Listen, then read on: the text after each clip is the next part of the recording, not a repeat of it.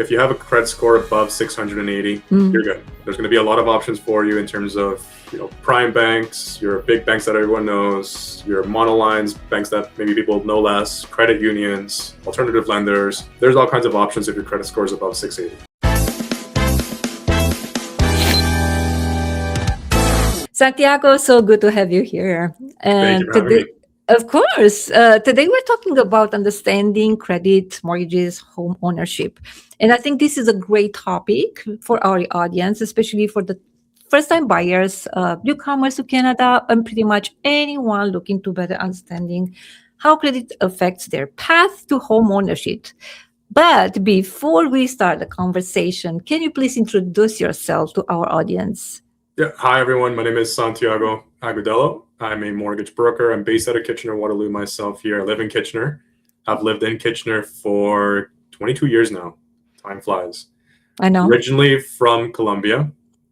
So I do speak Spanish as well. Most of my family is here in terms of my immediate family. The rest of my family is back in Colombia. Oh. I've been doing mortgages now for 7 years, going on 8.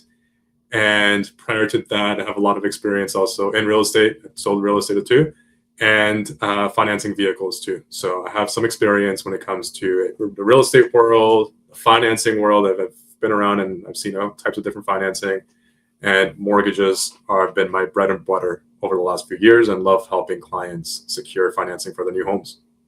That's amazing. I like your background. Yeah, I love the coffee from Colombia. I have to be honest. I love it. It's something about it.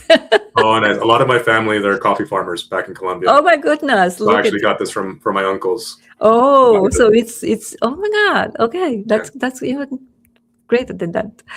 Okay, so you know what? Let's start with the basics. What is a credit score and why it is so important when we're buying a home? Yeah, so credit score itself is the shining light, the thing lenders look at and us as mortgage professionals look at to determine whether someone is responsible or not with their credit. So it's a huge indicator in terms of telling us not only if payments are made on time, but if they use a lot of credit at once. So if their credit card balances are high and always high, or if their credit card balances are lower and maintain them low. Same thing with lines of credit. If they open accounts constantly, if they close accounts constantly. So a credit score actually tells us a lot about an individual's credit situation, at least on paper. So we can see, okay, this person, based on a higher credit score, is responsible, shouldn't have any problems qualifying. Or if the credit score comes in a little lower, we've got to ask some more questions to try to figure out what's happening there. So it's not the all like the determining factors when it comes to qualifying, but it's a huge indicator in terms of where that application is going to go. Okay, so what you're saying is we have to be more careful if we are opening more like line of credits or different, because we are getting so many temptations. Let's see, because you are going at Walmart, they want you to sell, a card. You're going, I don't know, and so we have to be careful, right? We don't want to open and then close other accounts because it's not helping. Yeah, and the credit situation is so complicated in Canada too. Because there's not a lot of education out there in terms of how credit works, how credit scores work. Everyone thinks that it's just make my payments on time. That means good credit score. There's so much more to it. Even opening accounts, closing accounts, I can speak very just high level, but there's so much nuance because there is time where it makes sense to open account. There's other times where it makes sense to close accounts. But if you do that just willy-nilly, then it can actually have a negative impact on your credit score. So it's such a deep conversation. I'm glad we're having it because I think the education needs to go out there to help people understand how credit works. So this podcast is actually very welcome actually for our audience because they have a chance to learn a little bit more than even for myself. I have to be honest, even for myself, I'm learning a lot during the podcasts. There are a lot of things we don't know. We think we know, but until you have the situation itself, we don't know, right? Yeah, So, definitely. how you can be prepared, because you know what I mean? Like, so this is great. We have this conversation, and I'm really hoping we will have like a series of, and go a little bit more in detail for each topic, and hopefully we'll get some questions when people ask question, and because that's what we want. We want to answer to the public questions, and because there are so many things we can discuss. Yeah. But the idea is people to ask questions, and they will receive answers through our podcast. Okay, so what is considered a good credit score, and what is there, like I don't know, bad, but maybe like a minimum score someone needs to qualify for a mortgage? If you can explain that to us. Yeah, for sure. So it depends on which direction we're going with the lender, where the application is. So short answer, if you have a credit score above 680, you're good. There's going to be a lot of options for you in terms of prime banks, your big banks that everyone knows, your monolines, banks that maybe people know less, credit unions, alternative lenders. There's all kinds of options if your credit score is above 680. Some lenders are 650 and up, others are 620 and up, others are 600 and up. So there's a bit of nuance there when it comes to defining what a good credit score is. In terms of like black or white, I usually tell clients above 680 gives you a lot of options. Now, in terms of getting lower into the 600s, there's still some options for you there. Below 600, there's still options for you, but just options become less and less as the credit score goes down. And probably the rates goes up. The lower, so that's a common misconception. I get that a lot. Oh, really? Yeah. Oh my God! Look. So Okay. Yeah, there's a bit of nuance there as well. So I get a lot of clients who come to me and say, well, my credit score is 800, 850. I should get the best rate possible. With prime lenders, when you walk into a bank, for example, or when I'm arranging a mortgage with a bank, it's very black or white. So they have a minimum credit threshold. Either you meet that or you don't. Okay. So either you get approved based on your credit or you don't. And their approval and their interest rates are based on whatever is available, whatever they can offer for the interest rate at that time. Interesting. And it's very black and white. Either you qualify or you don't. It doesn't necessarily mean that a better credit score gets you a better rate. It's more so either you qualify or you don't. Okay, so that was one of my misconceptions then. Yeah, and the actual credit score doesn't determine how much more you qualify for or less you qualify for. That has to do more with debt servicing. So how much your income is relative to the mortgage you want to take and your other expenses, your other loan items like credit cards, car payments, things like that. That has more of a factor in terms of how much you qualify for than the actual credit score itself. Now, if we're talking about alternative lenders specifically, this is something I want to touch on because there are more people exploring alternative lending. Okay. Do you have, I don't know if you have some names, or what are the what the definition of alternative lenders? So what are the primary ones, or how do you call them, the main? So you have your prime lenders, which would be your big banks, for example. Okay. Or credit unions, or there's also called monolines. Monolines also offer prime lending. They're your First National, for example, RMG, MCAP. Some of the listeners may be familiar with those names. They offer prime mortgages, but they're not well known like the big banks. Okay. And then there's the alternative lenders. So names would be like Equitable Bank, Home Trust, Haven Tree. They offer mortgages for people who are, if they're buying, they're putting more than 20% down, 20% or more down for the down payment. We're seeing more growth in that market because of where mortgage amounts are. So the alternative lenders have a little bit more flexibility when it comes to qualifying. Okay. So if someone's looking to take on a $600,000 mortgage, they may be able to qualify for that with an alternative lender, whereas with a prime lender, they may only qualify for a $450,000 mortgage. I understand. So based on where home prices are now, which is you're seeing, it is harder for people to qualify and get into home. Okay. The other example as well is self-employed individuals. A lot of self-employed individuals may not want to claim their full income when it comes to their taxes, because then you pay taxes on that full income that you claim. So they keep a lot of that income in the company. Alternative lenders recognize that. And they'll look at business bank statements to qualify versus what you declare to the CRA. They don't go and declare to the CRA on your behalf. Don't worry about that. We do not encourage that. It's not our, we don't give like hey, go and declare everything. It's Yeah, really, yeah. Talk up to your to you. accountant. If Get you're, we everything done right don't, with we your do accountant not in New York. encourage. Yeah. just to be clear. Yeah. Talk to your accountant, tax professional when it comes to doing your Mm-hmm. taxes, definitely, or disclaimer there. But when it comes to Yeah. getting the actual financing, a lot of the alternative lenders recognize that that's the situation is some self-employed individuals make more money, but just keep it in their business. It could be just a Mm-hmm. business decision as well. They don't want to claim Okay. that income because they may need it in the business, so they keep it in the business.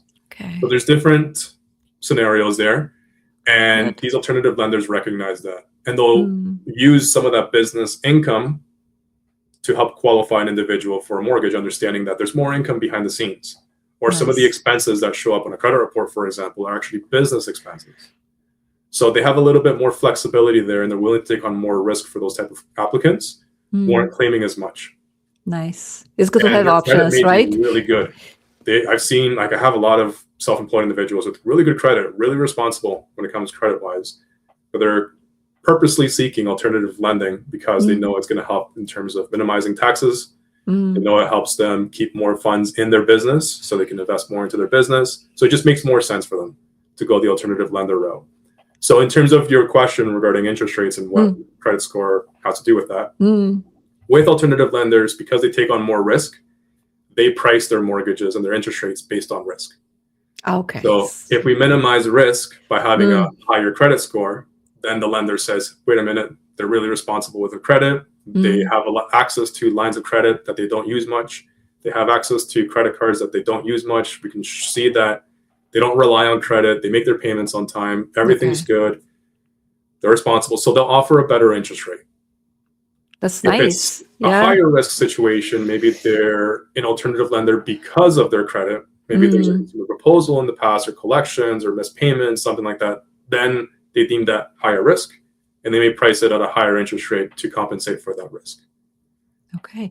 I think this is a great topic we can have in the future, to be honest, because like you said, more and more people are looking for the alternatives. So yeah, I think would be a good topic to have. Yeah, so that's a whole podcast on its own. It is. Yeah. We can actually have a nice conversation. You explained a little bit about the credit score, affects our mortgage, but does it only determine whether we are approved, or it can also affect the interest rate? You explained that as well. But how about the monthly payments? So the monthly payments are going to be determined mainly on the interest rate and the amortization, how long the mortgage is. So in terms of the credit score itself, if we're in the alternative lending space and we can get a better interest rate, then that's going to help bring that interest rate down.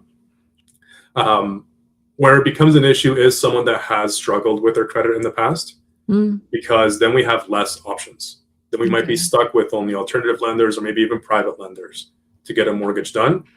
And if credit is the issue, then we're kind of limited with options, and those lenders are going to view that as a higher risk application, unfortunately, and come back with a higher interest rate.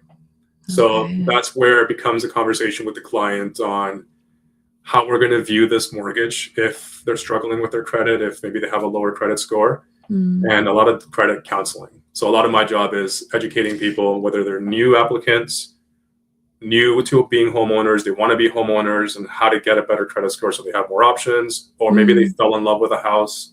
It's a really good opportunity. Maybe it's a really good investment opportunity for them on the property. They're getting a really good price, and it just makes sense for them to take a risk on the mortgage side.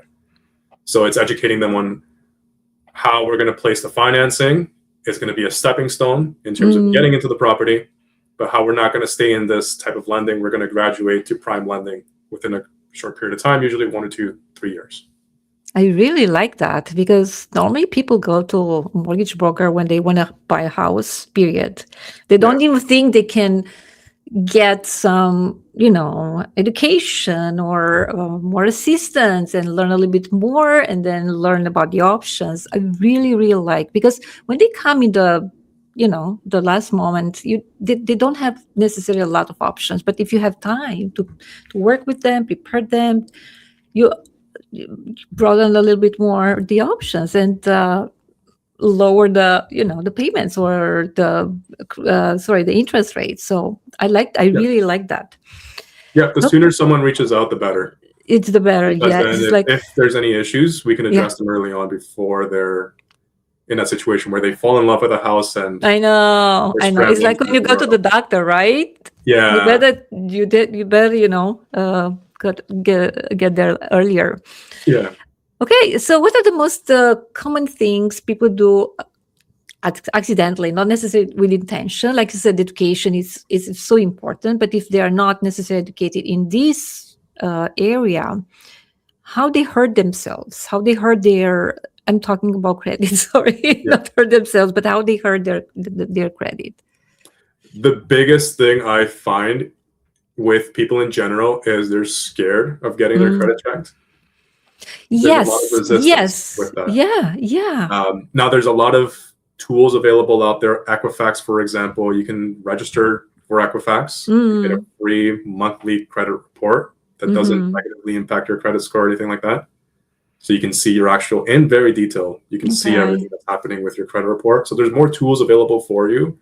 But the biggest thing that gets in the way, I find, is just people's resistance to getting credit checked, because then they're leaving it for when it matters, when they find a house that they like, or when they have to buy because their landlord says, hey, we're moving in, or we're selling the house, or whatever it is, or there's a separation, unfortunately.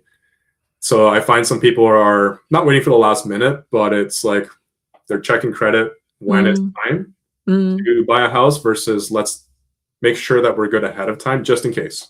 It's not always the case that there's issues, but just in case. There's it's good to know where you are. Okay. So really, it's kind of that resistance in terms of getting a credit check, because I've had people, for example, I had someone recently, credit score was 643, I think it was exactly.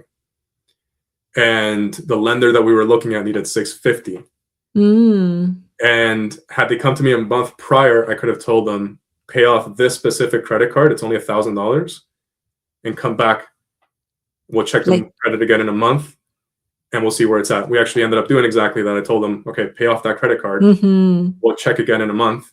And their credit score went from 643 to 712 in a month. Okay. Wow.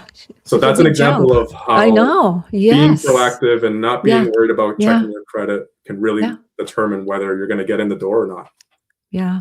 And I met someone who doesn't believe in credit, the credit cards, pays off everything with a debit, and then the credit score was pretty low. Yeah, I get a lot of that as well. That's becoming less common, I think. I know. As mentioned earlier, just we're getting credit thrown at us everywhere. Yeah. You can't go to Walmart now without being offered a MasterCard.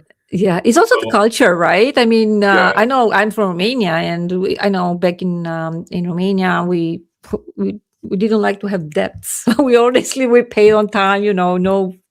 So I think it's also a little bit a culture thing. Yeah. I don't want to, to owe something. Yeah, no, but it's not helping. That's the thing. If we want to buy a house, you have to play by the rules.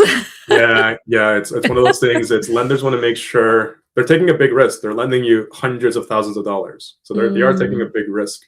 And they want to make sure that you have at least a track record of taking on debt in the past and paying it off, or having access. You don't even have to take out debt. Just have access to it. Have a credit card. You don't have to use it. Yeah. Just have access to debt and show here it is. I've had access to it and I've used it responsibly. And now you can apply for a mortgage. I know. So you explained a little bit how people can fix their bad credit, but is there any other way they can increase their credit score? Yeah, so one of the biggest things I see is because people think that, and one of the misconceptions is credit revolves around just making payments on time. That's not it. It's also utilization. Okay. So if you have high balances on credit cards, then that'll bring your credit score down. Okay. I've done this enough where I can almost, I see a credit score and I can tell what's happening already. So I know if someone has high utilization, their credit score is going to be in the low 600s, maybe even high 500s, if it's high enough utilization. Okay. So, and it's one of the easiest things to fix too. It's just bring the balances down on the credit cards. That's one of the easiest things. And that's where it kind of makes sense. Sometimes I might recommend, hey, open up a credit card or increase the balance on a credit card as well. increase the limit, I should say, not the balance, increase the limit on a credit card. Okay. Some people are scared of that. They get offered, on a MasterCard, they might have a limit right now of 3,000. They get offered 5,000 and they think, no, I don't need 5,000. That's extra debt. I don't want it. It can actually help increase your credit score by saying yes to that increased limit. Okay. So increasing limits on credit cards, paying down those balances, essentially bringing down your utilization is the fastest way to increase your credit score. Okay, it's great to know. Thank you. So we are not giving up. If we have a lower score, should we give up on buying a home or no? No. I've helped people with credit scores in the 400s. Oh, wow. Yeah, I actually helped someone with a beacon reject, which means it's a reject. The credit score agency said there's nothing worth checking here. Because of bankruptcies, consumer proposals, collections, things like that. Okay. So I actually have managed to help someone in that situation. And there's, at the end of the day, don't feel shame if you're in a situation where you've had some credit hiccups in the past and some challenges, because there are solutions for you. It's a matter of what you're willing to do to get into that space and what you have access to as well.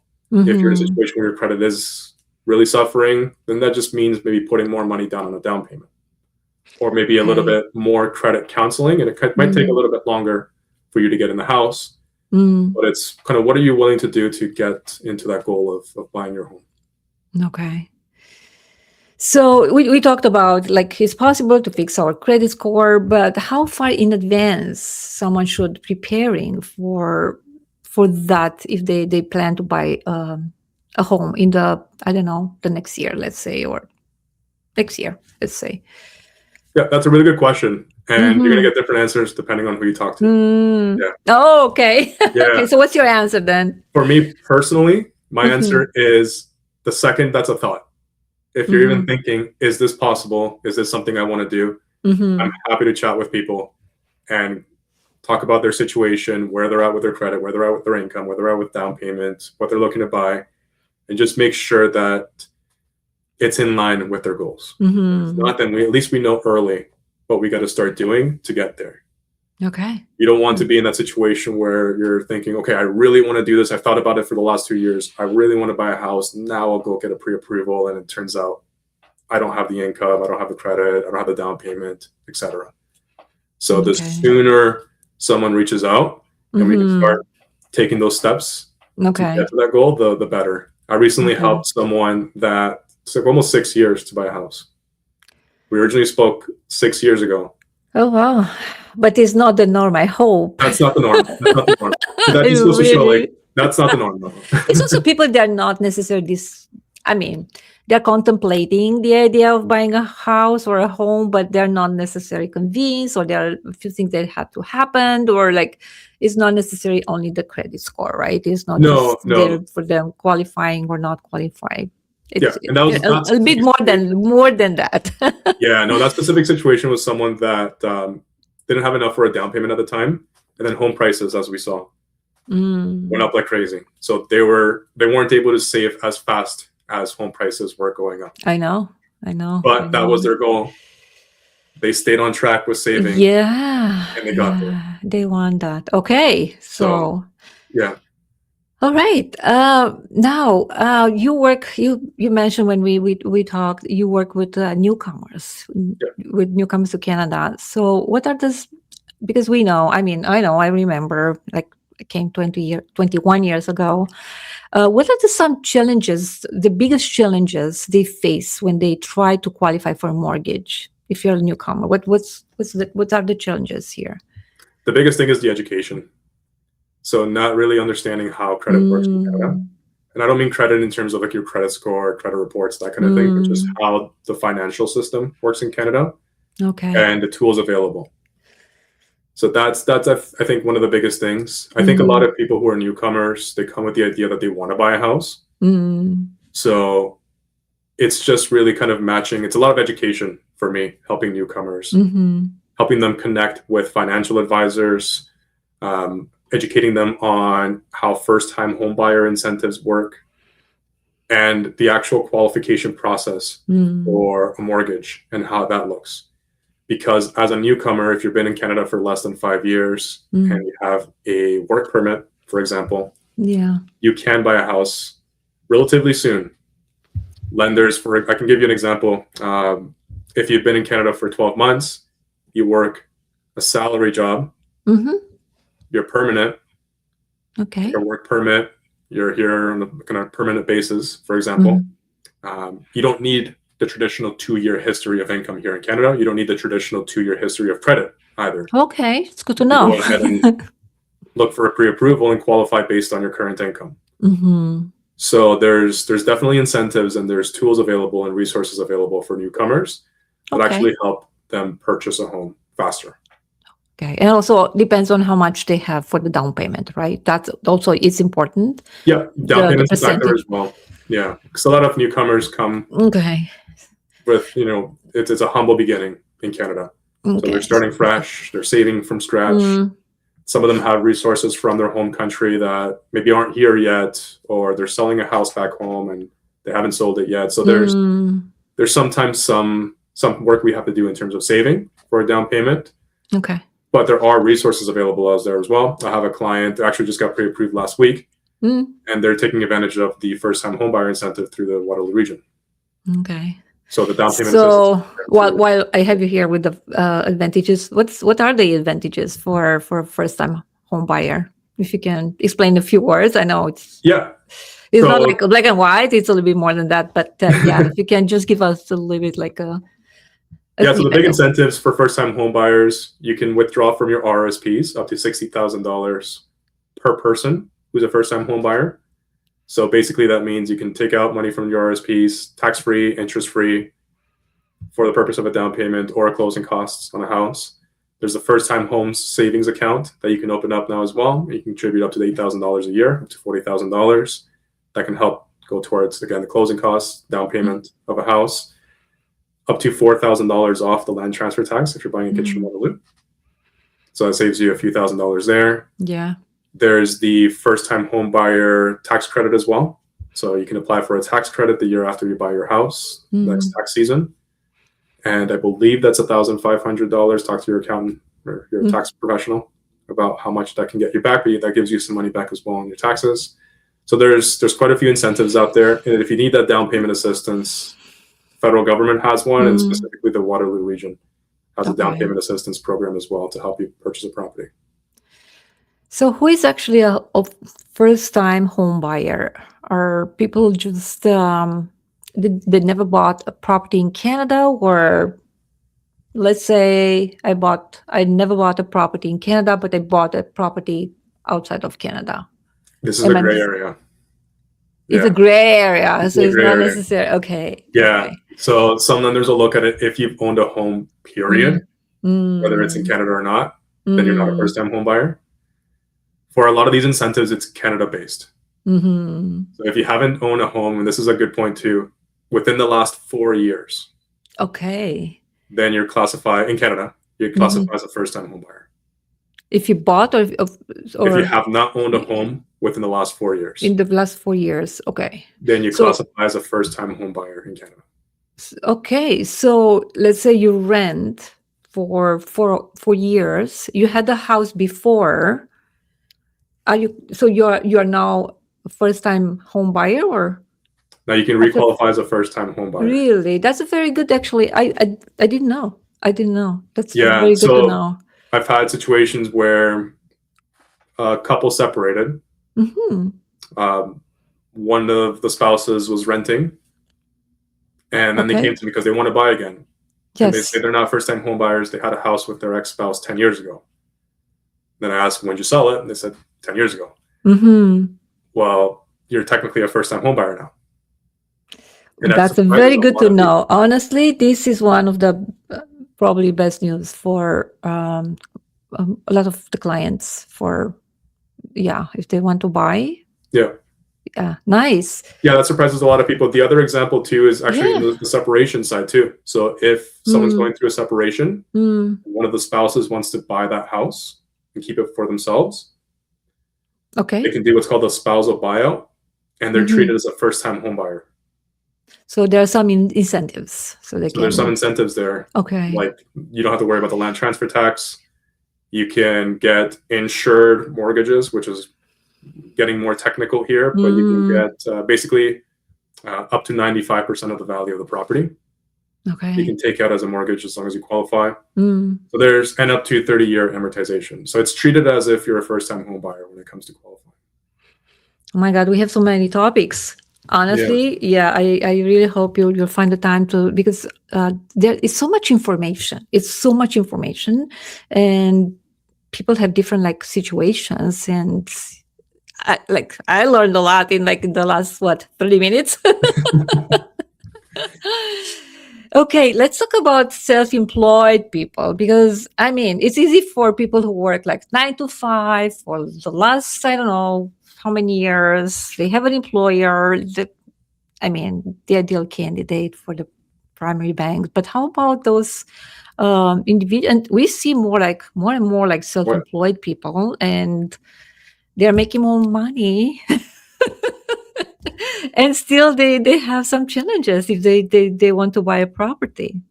Yeah, that's a huge area. It's growing a lot. It's not just self-employed people, as in people starting their own business. It's a lot of gig work and independent contractors. So gig work would be like, for example, Uber drivers. Mm-hmm. Independent contractors could be people who are like photographers or consultants. Like they're professor, like they are under contracts. There's a lot of contracts. They're like doing here and there like hours and. Yeah, so there's this pool of employment. I call it employment, but it's growing like crazy essentially. Whereas traditionally you were hired on by a company to do those roles. Yes. Now it's a lot of people who just basically work for themselves on paper, technically, but they might be subcontracted by a company. That's something that I'm seeing a lot. I see a lot in the IT sector, seeing that a lot more. Whereas maybe you were hired on by a company to be an IT consultant or a programmer even. I had recently. Maybe they were hired under that company, but no, she's an independent contractor working contracted by a company, and she has her own business. Yes, that. Yeah. So that pool of kind of profession is growing a lot. And lenders have had to accommodate for that because they understand that that's not the direction, but that's just something that's been happening. It's happening. It's what's happening right now. It's it's here. It's happening. It's happening. Right? Yeah. And lenders, they have accommodated for that in the alternative side. On lenders, not so much. Yeah. So that's where it's really important to talk to someone if you're looking to get a mortgage, whether it's buying a house or refinancing, just to understand what your options are, because a prime lender, one of the big banks, may just look at it, what's your T4 say? And if you're self-employed, you don't have a T4. Yeah. So there's some conversations there regarding how qualifying is going to work and what the best way to go is as a self-employed individual. But there's lots of options.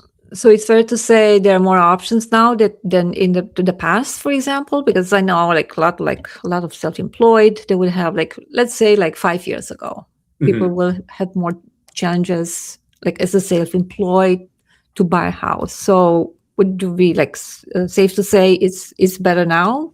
They have more options? It's a little bit better. Yeah. Okay. It's been a slow improvement. Yeah, there's a little bit more options. Good. If you're a self-employed individual, you've got your own company, you're looking to buy a house and you don't have 20%, 5 years ago, if you didn't have 20% down payment, you're out of luck, essentially. If you weren't claiming enough income to qualify with a prime lender. Okay. Now we have products with the insurers, so like CMHC, Sagen, that can help those self-employed individuals who have less than 20% for a down payment still qualify for prime lending and an insured mortgage. And doesn't necessarily mean that they have to claim the full income. Okay. They'll use, again, some of those statements from the business earnings to see how much they're actually earning behind the scenes to qualify their mortgage application based on that. And it's still a prime mortgage. It's still qualifying based on insured criteria. Okay. So there's little nuances there and things that are available to self-employed individuals that weren't available a few years ago. Okay. And a lot of people don't know about this. Again, it's education, getting it out there. Yes, exactly. I know. It's helped a lot of, at least for my clients, help them get in the door. Oh yeah. I also have clients, and I know people, and I know even in my family, my daughter and my son-in-law, they're running a very successful business for the last probably 8-9 years. But they said, if you want to buy a house, this is what's happening, right? So yeah, unfortunately, it's the reality. Self-employed individuals, it's tougher, but there are options. okay. Yeah, there are options, and it's worth having a conversation with a mortgage professional who understands options to see what's out there. Worst case scenario, the conversation could be, okay, maybe you don't qualify right now, but here's exactly what you can do so that you can qualify in a few months or a year or 2 years. Okay, it's good. It's good. It's good. I love when we have options. Yes. Okay, one question people often ask: why should I work with a mortgage broker instead of going directly to the bank? What's your answer for that? Yeah, I can't speak negatively about the banks because I deal with them. We don't want to speak negatively. No. But yeah, why should someone work with a mortgage broker? Yeah, no, there's time and place for everyone. Each lender has unique situations that they are really good at. So I'm not here to speak negatively on anyone or any lender or anything like that. But my value as a mortgage broker is I can take a mortgage application and I have no incentive to sell that client on working with me. It's more so, here are the options available to you based on what the market has to offer for you. So I've taken a look at different lenders, different products, different things, and here's what I think is the best option for you. Versus if you walk directly into a bank, they're going to offer you what the bank can offer you and only what the bank can offer you. So that's where some people who are self-employed, maybe their credit's challenged, maybe there's a situation with the income, they might hear no and think, oh, I don't qualify at all.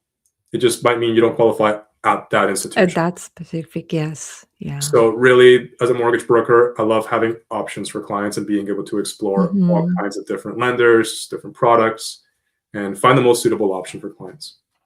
Yeah. And also when someone decides to buy a house and then they have the financial condition, they have more options, right? That's one of the things, because I'm seeing financial condition almost on every contract. But like I said, if you only work with the bank and the bank says, no, you don't qualify for this home, then it's done. The deal is done, right? So, yeah, essentially. So, and again, people might feel discouraged and think that bank said no, that means I don't qualify, period. Whereas if I have an application and one bank says no, then it's just quickly, okay, the next one. Yeah.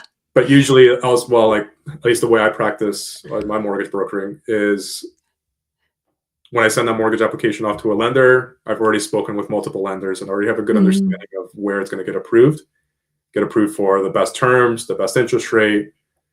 I've already had a few conversations behind the scenes that the client might not even know. So if we're getting an approval, usually it's good. Okay, nice. Okay, what's one mortgage myth you see and you wish people would, I don't know, stop believing? It actually comes back to credit. It's being scared of getting your credit checked, thinking the credit score is going to go down by getting your credit checked. So that's one. Honestly, I honestly, this is what I believed until now. I'm accessing I was always afraid if I was buying a car or like, they want to check my so I said, no, I don't, because I want to keep it my credit score high. So it's not affecting if you're accessing your account. So if you're getting hard inquiries, which is applying for a mortgage, applying for a car loan, applying for certain like lines of credits, things like that, it does show up as an inquiry on your credit report, and that can have a negative impact on your credit score. Okay. How much? No one knows exactly how much. Okay. If you have good credit, it's nothing really to worry about, because you have good credit. It's not going to turn your good credit into bad credit by having your credit checked. It's usually just a few points, if it does. Just okay. But by having your credit checked, then me as a mortgage professional, I can give you confidence going into offers, saying, yeah, I've checked your credit, I've checked your income documents. If you have to go in firm, then we can have a better discussion versus I don't know, because I haven't checked your credit and I have no idea where it is. Or maybe you get an offer accepted on a property, you're really excited about it, but I haven't checked credit yet. I'm going to have to check credit anyways. Okay. And if I check credit after you've had that offer accepted and you put a deposit and you're excited and you're already envisioning moving into that house, Yeah. and there's something there, a hiccup, then we have to have tough conversations that we could have addressed beforehand. Okay. So that's one of the biggest myths I say is don't be afraid to get your credit checked. I'd say more so have conversations with, if you're talking to different mortgage professionals and deciding where to go, have conversations with them, ask questions about more so competence. Is this an individual I want to work with? Is this an individual that knows their stuff, that can help me get qualified before committing to them? But don't have a lot of resistance in terms of once you've decided who you want to work with, getting your credit checked, let that happen, because that can solve a lot of issues for you down the line, if there's any. I'm not saying there's going to be. Yeah, exactly. We never know. Not necessary. Okay, so if our listeners remember only, let's say, 3 things from today's conversation, what would you want those 3 things to be for them? Be proactive when it comes to financing for a mortgage. So start early. If you're looking at buying a house, if you're considering it, if that's a goal you have, it's never too early to reach out. Because the sooner you reach out, the more clarity you have in terms of buying a house. I've had clients in situations where they thought they were going to buy next year. They talked to me and everything looked good. And I'm like, honestly, if you want to go start looking at houses tomorrow, everything looks good. You are good to go. And they ended up buying a house within a short period of time, not a year that they thought they'd have to wait. So, or there's situations where there are steps that we got to do, but at least we have some clarity into exactly what steps we have to do so that when you're ready to buy, you can buy. So being proactive when it comes to mortgage financing is one of the big ones. Getting your credit checked, not necessarily by me or by an institution or individual, but having access to things like Equifax. You can get a free report online and it shows you your detailed credit report for free. It doesn't impact your credit score at all by getting that. Then you can see what's happening with your credit. You can see if there's any red flags, any fraud, anything like that that's happening. Maybe someone registered some credit card under your name that you didn't know of. So there's things that you can kind of do to protect your credit, to make sure it's moving in the right direction at a time as well. So that'd be something else I'd recommend. And then have conversations with mortgage professionals as well and real estate agents. Obviously, you do a great job educating your clients. But yeah, just have conversations. Yeah. And that's what we're trying, right? Research. There's lots of information out there. The trick is that there's almost too much information and a lot of information conflicts. That's also, but nowadays people are accessing information online, and I mean, there are a lot of information, good and not necessarily good. So this is why it's good. And also they compare themselves with other people. And it's good to have a conversation with a specialist, with, in the field, not just decide, hey, I know, I don't know, that person had no problem, with the credit score, but it's not the same. So that's also important. Definitely. To learn, right? Yeah, getting the education out there would be the third important thing I'd recommend clients to do is start learning about buying a house, what your incentives are, what the process looks like, when you have to have a deposit ready if you do make an offer, when you have to have the down payment available if you're once before closing on the house. So getting the information prepared is going to provide you a lot of clarity as a client or a buyer, someone looking to purchase a house, and help make better decisions as well. Yeah. I cannot thank you enough, to be honest. I've got so much clarity now, honestly, like so many things, they are there and we don't know. And I think, and again, if you have time, if you want to come back, I would really appreciate. Definitely. We will, because out of my mind, I have like at least 4 or 5 topics I would like to discuss with you. Oh, definitely. Next time. Yeah. Definitely happy to be back and we can chat. Okay, sounds very good. Yeah, there's a lot that goes on behind the scenes when it comes to financing. It's not just interest rate focus. I know, and it's always changing. It's also the other thing, right? What we knew like a couple of years ago, not necessarily. It's like now accurate. So also you can provide the most accurate and newest information available, right? Yeah, and that's another thing I wanted Another thing I wanted to bring up as well was the actual interest rate. Is don't focus just on interest rate. You get a lot of Okay. people who call and off the bat, what's your best rate? And Mm. it's not really going to do any benefit to you if I just tell you what my best rate is if you don't qualify for that, or if it's not the best option for you. So get the education in terms of understand what your options are, where you're standing in terms of qualifying for a house, because the best rate may not be the best mortgage for you necessarily. Mm. And working with someone that may offer the best rate may not be that same individual who can help you close smoothly on that problem, That's or also can true. close period on that. Exactly. So So. service is a big factor as well. Have conversations with people and don't hyper focus on the best rate, because it may not be the best option. Not always. Obviously, you don't want to pay anything any more than you have to the banks, but have conversations, get educated, and then we can go and focus on the rate. Thank you so much again. And yeah, I really appreciate your time being here and sharing so much information with us. Yeah, I And appreciate it. I appreciate you having me on, and I'm definitely happy to come back and discuss some of these topics.